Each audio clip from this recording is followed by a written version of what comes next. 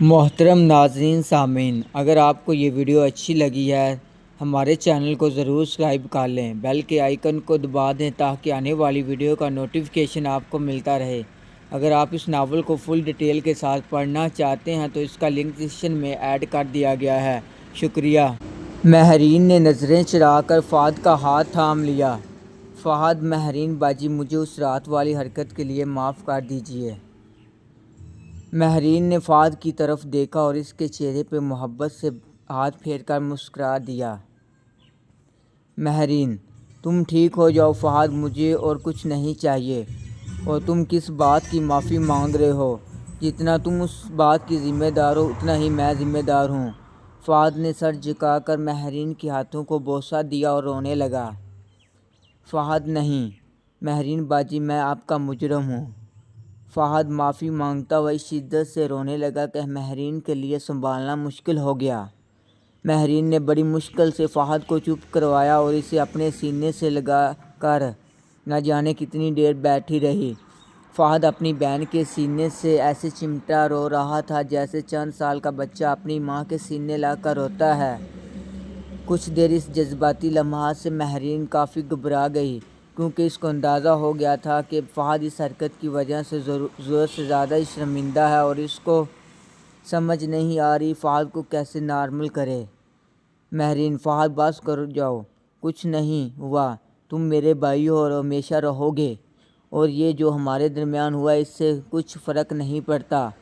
فہد، جو کہ کافی دیر سے اپنی بہن کی گود میں سر رکھ کر گھسا بیٹھا تھا، اب اپنے دل کا بوجھ ہلکا محسوس کر رہا تھا اور اب وہ باتیں کرنا چاہ رہا تھا۔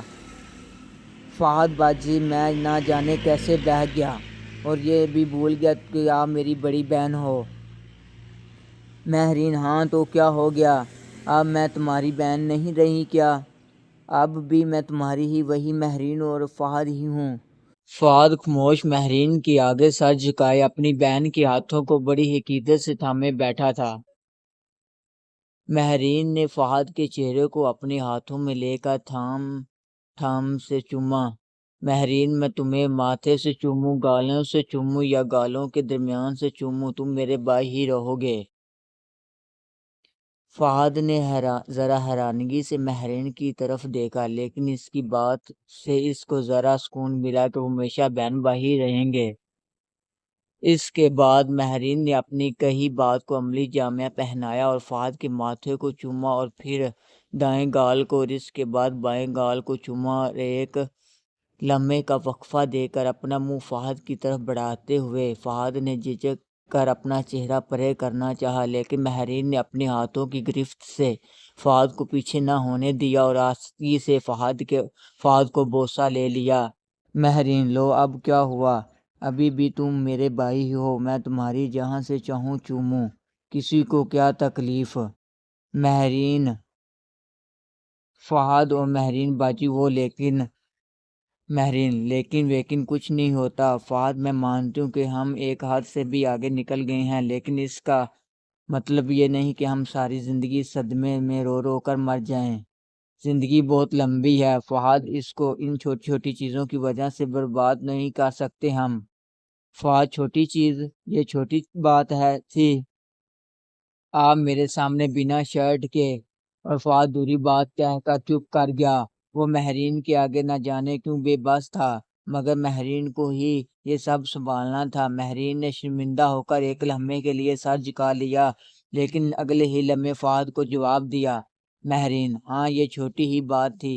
فہد: بڑی بات اب ہوتی اگر میں اور تم دونوں بنا کپڑے کے اپنی ہوس مٹا لیتے، بڑی بات اب ہوتی اگر میں تمہارے ساتھ کچھ کر کے اپنا مستقبل میں ہونے والے شوہر کو منہ دکھانے کے قابل نہ رہتی۔ فہد اتنا بے باک اور کھلے الفاظ سن کر حیران رہ گیا، لیکن بات کی منطقیت کو کسی حد تک سمجھ گیا۔ مہرین نے اپنی بات کو تفصیل کے ساتھ پھر شروع کیا۔